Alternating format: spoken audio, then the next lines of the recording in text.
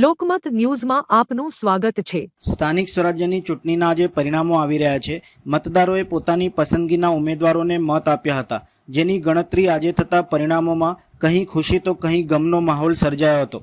તાલુકા પંચાયતની દેના બેઠકથી બીજેપી ઉમેદવાર પુંજીબેન જગદીશભાઈ રબારી 2400 મતે વિજયી થયા છે, જેને લઈને સમર્થકો દ્વારા વિજયની શુભકામના અભિનંદન આપ્યા હતા। જગદીશભાઈ રબારીએ જણાવ્યું હતું કે દેના તાલુકા પંચાયત બેઠકથી 3583 મત મળ્યા છે અને 2400ની જંગી બહુમતીથી જીત થઈ છે। તમામ કાર્યકર્તા મિત્રો, ભાઈઓ, બહેનોનો તેમણે આભાર વ્યક્ત કર્યો હતો।